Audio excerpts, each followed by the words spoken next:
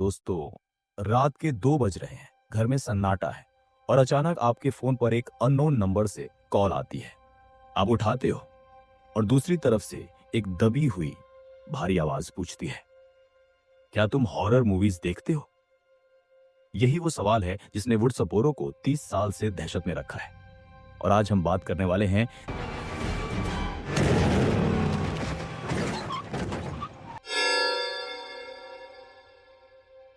जहां ghost face इस बार सिर्फ चाकू लेकर नहीं आया, इस बार उसके पास एआई है, डीप फेक है और एक ऐसा ट्विस्टेड प्लान है जो सुनकर आपकी रूह कांप जाएगी।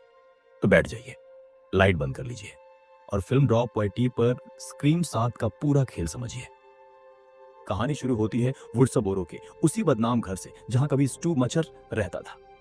स्क्रीम 1 देखी है तो याद होगा, स्टू वो लड़का था जिसके सर पर टीवी गिरा था। अब आप सोच रहे होंगे कि टीवी गिरने के बाद कोई बचता है क्या?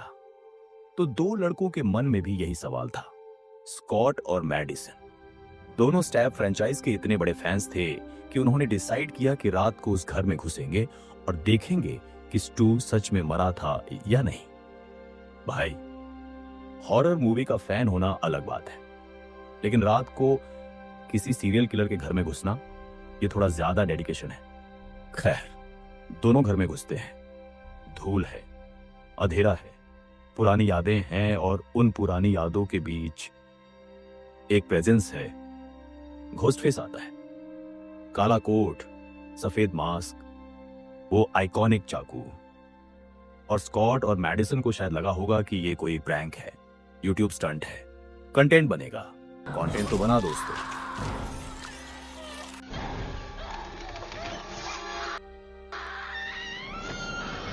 बस वो उसे अपलोड नहीं कर पाए। दोनों का काम तमाम। और जाते जाते गोस्ट फेस ने पूरे घर को आग लगा दी, जैसे पुरानी यादों को जलाना चाहता हो या शायद एक नया चैप्टर शुरू करना चाहता हो। अब सीन शिफ्ट होता है इंडियाना की तरफ। एक छोटा सा शहर, साफ सुथरी गलियां और एक घर जहां एक औरत अपनी जिंदगी जी रही है, सुकून से, आराम से। वो औरत है सिडनी प्रेस्कॉट।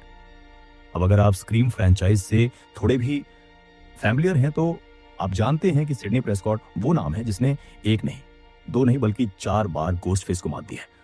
वो बेसिकली हॉरर मूवीज की सबसे बड़ी सर्वाइवर है। उसकी लाइफ में जितने गोस्ट फेस आए उतने तो किसी और की लाइफ में दोस्त भी नहीं आते। सिडनी अब एक अलग जिंदगी जी रही है।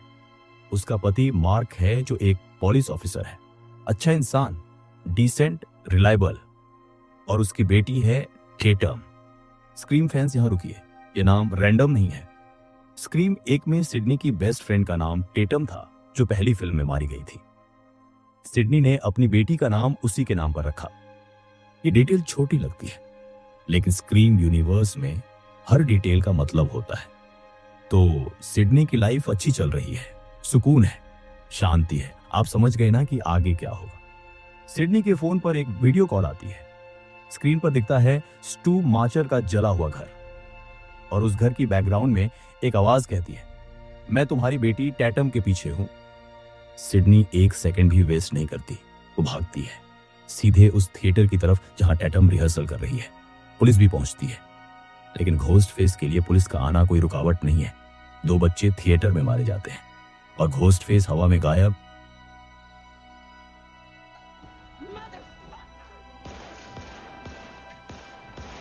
उसी रात सिडनी का घर, रात का सन्नाटा। टैटम अपने कमरे में है और अटिक से एक आवाज आती है। घोस्ट फेस छत से उतरता है, बिल्कुल साइलेंट। वो सीधे टैटम के कमरे में पहुंचता है और उसकी गर्दन पर चाकू रख देता है।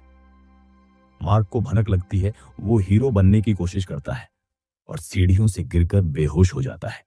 देखिए दोस्तों, मार्क एक अच्छा इंसान है, पुलिस ऑफिसर है, लेकिन स्क्रीम यूनिवर्स में अच्छे इंसानों के साथ यही होता है। सिडनी घबराती नहीं, 4 बार घोस्ट फेस से लड़ चुकी है। वो दिमाग लगाती है, सेफ रूम का रास्ता ढूंढती है, टैटम को लेकर वहां पहुंचती है और बाहर निकलती है। बाहर निकलते ही एक गाड़ी घोस्ट फेस को कुचल देती है और उस गाड़ी से निकलती है गेल वेदर्स, साथ में मिंडी और चैड। रेस्क्यू टीम आ गई। ड्रामेटिक एंट्री के साथ, जैसे उन्हें टाइमिंग का पहले से पता था।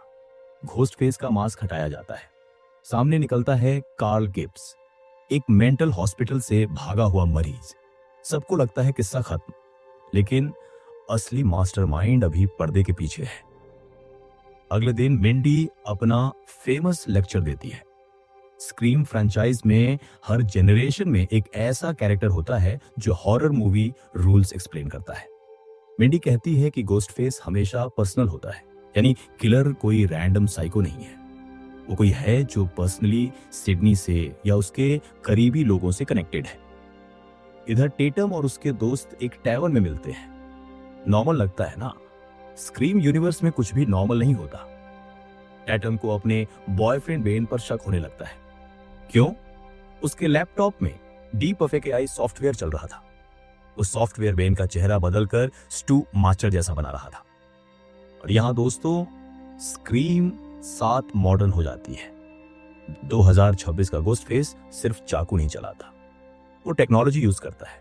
वो आपका चेहरा बदल सकता है, आपकी आवाज कॉपी कर सकता है, आपको किसी और की तरह दिखा सकता है। ये सोचकर ही डर लगता है ना।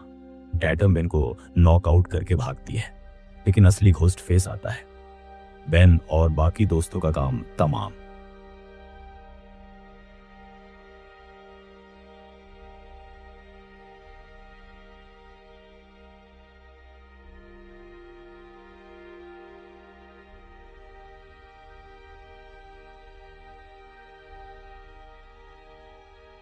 और टैटम अकेली रह जाती है। सिडनी घर पहुंचती है तो देखती है कुछ ऐसा जो उसने पहले कभी नहीं देखा था। घोस्ट फेस अपना चेहरा बदल रहा है एआई की मदद से। कभी वो दिखता है नैन्सी लुमिस जैसा, कभी रोमन ब्रिजर जैसा, और कभी ड्यूई रिले। तभी मास्क उतरता है और सामने होता है मार्को, हॉस्पिटल का सुपरवाइजर। उसने एआई बनाया था। और दूसरा घोस्ट फेस कौन? सिडनी की पड़ोसी जेसिका। जेसिका सिडनी की इतनी बड़ी फैन थी कि उसने अपने पति को मार दिया और अब टेटम को नई सिडनी बनाना चाहती थी, उसे वही ट्रॉमा देकर। जेसिका पागल हो चुकी थी। उसने अपने बेटे लुकास को भी मार दिया था। मार्क उन्हें फ्री करता है। सिडनी मार्को को गोली मारती है।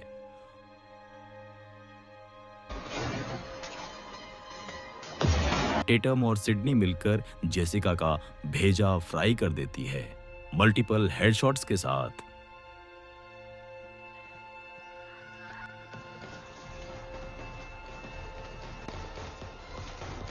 एंड में मार्क हॉस्पिटल जाता है, सिडनी गेल का शुक्रिया करती है और मिंडी एक मस्त न्यूज रिपोर्ट देती है। फिर तो दोस्तों वुडसबोरो के किस्से खत्म नहीं होते, बस किलर्स बदल जाते हैं। तो दोस्तों इस मूवी से हमें ये सीख मिलती है कि पड़ोसी कितना भी स्वीट बने, उस पर भरोसा मत करना। और अगर कोई घोस्ट फेस मास्क पहनकर कॉल करे तो मम्मी घर पर नहीं है बोलकर फोन काट देना। अगर आपको ये हॉरर कॉमेडी एक्सप्लेनेशन पसंद आई तो वीडियो को लाइक करो और चैनल को सब्सक्राइब करना मत भूलना, वरना अगली बार घोस्ट फेस आपके घर भी आ सकता है। सावधान रहें, मिलते हैं अगले वीडियो में।